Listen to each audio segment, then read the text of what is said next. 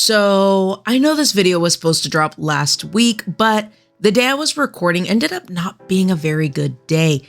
I actually did record the episode, but you know when you do something and you just hate it? Yeah, I started editing the episode and it was the worst. So I just didn't. Hi friends, welcome back, or just welcome if you're new here. I'm here as a friend to give you my thoughts on the latest movie that I've watched in theaters, or maybe something I've watched while cozied up at home. If you're looking for my thoughts on a specific movie to talk about on YouTube or on the podcast, DM me on Instagram, let me know in the comments on YouTube, or let me know on the podcast. Tune in for new episodes every Friday, and don't forget to follow the podcast, subscribe on YouTube, all the things so you don't miss out on what I'm watching and what we're going to be talking about. This time we're talking about a movie I've been looking forward to for a while, and one that I wanted to at least be better than the previous installment. Let's get into today's episode on A Haunting in Venice. Poirot gets pulled out of retirement and his self-imposed exile when he's invited to attend a séance at a decaying haunted palazzo.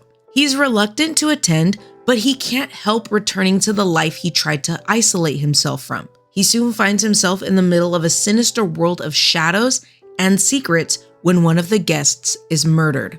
I really want to get into the acting first, but as usual, we're going to talk about what I liked first, then we'll get into the acting, and lastly, we're just going to talk about the movie overall. Just like the Equalizer 3 episode, you already know we're going to talk about the filming location. According to an article that I linked in the description, the movie was filmed in Venice and at Pinewood Studios, which is located outside of London. They did an incredible job building the sets, particularly the haunted palazzo. I think it was super seamless and paired well with several famous landmarks where they filmed the movie. Aside from the seamless on-location filming and studio filming, the movie looks gorgeous. There's a lot of wide shots that really show much of the city and closer shots that really highlight the crowds and famous landmarks.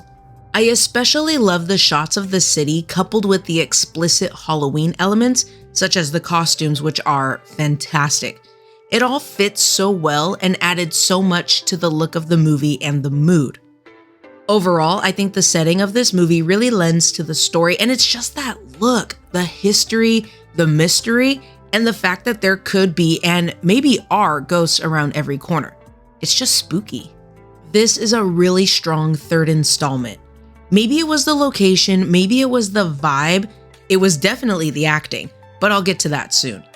If you watched the last episode where I talked about the Equalizer 3, then you'll know I was hoping for something better than what we got with last year's Death on the Nile. And yes, we did, and we'll get into that. It's not a full yes, but it's not a yes/no either.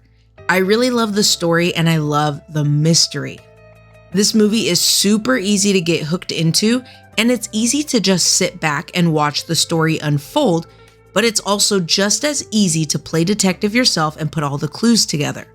Speaking of being a world-class detective, let's finally talk about the acting and get comfortable, friends, because we might be here for a minute.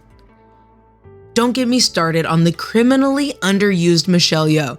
I'm still miffed, but I will say she absolutely maximized the time she had on screen, and she really delivered an incredible performance. Of course, we've got to talk about Kenneth Branagh as Hercule Poirot.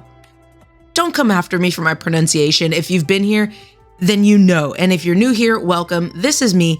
I can't pronounce names. I am trying though. Moving along, the detective. I really love his character throughout all three of these films. I especially love the moments where we get more about his history, and I really like this film especially because of the whole idea of ghosts and seances, the idea of reality versus believing something you can't see. It's definitely something to think about, and to see him struggle with this idea throughout the entire film is so interesting. Let's talk about Kelly Reilly as Rowena Drake because, wow. I looked at her filmography and I've seen a few things that she's been in, but it's been a while. I was really impressed by her performance in this movie. She had such an impactful role and she absolutely killed it. It was the softness of the hostess, the passion of being a mother, and the sadness of being alone with loss. She nailed every angle of this character. You know who else I was impressed with? Tina Fey. I've only ever really seen her in comedy films, so I was interested and curious when I saw that she was in this one. This movie seemed so dark and heavy with mystery, so I was wondering if she was going to offset that weight by bringing lighthearted comedy, or if she would deliver the opposite. You guys, she nailed it. I feel like I'm repeating myself, but I would be lying if I didn't say everyone nailed it, because they did. Going back to Miss Tina Fey as Ariadne Oliver, fantastic. I really love the relationship she has with the detective, and the actors have great chemistry. Beyond that, I mentioned comedy.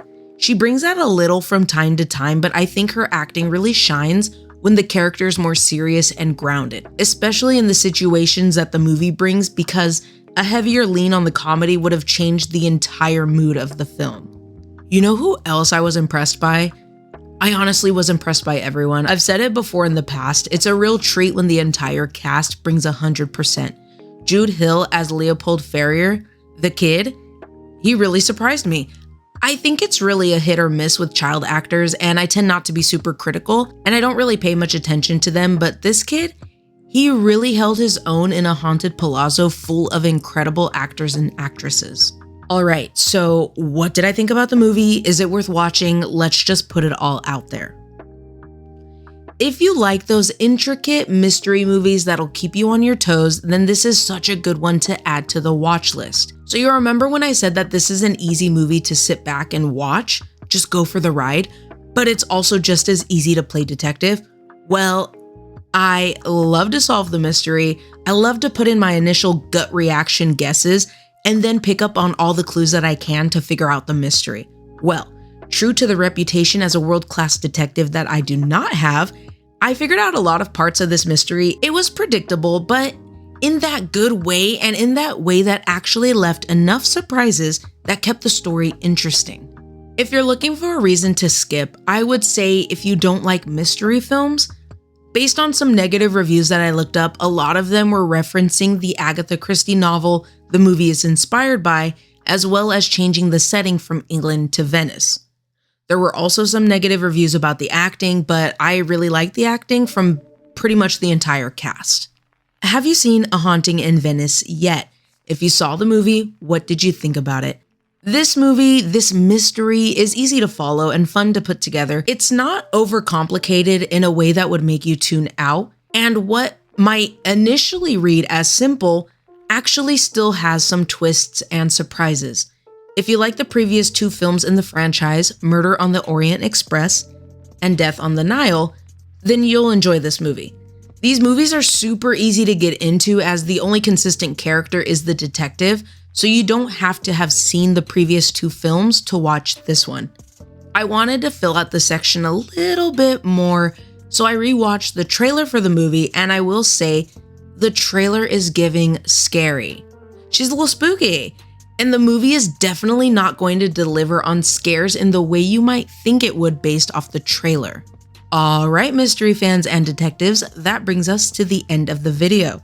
If you're listening on the podcast, thank you very much. Check out the description below for a link to the podcast. If you're watching here on YouTube, leave the video a thumbs up if you like the video so I know you like the video.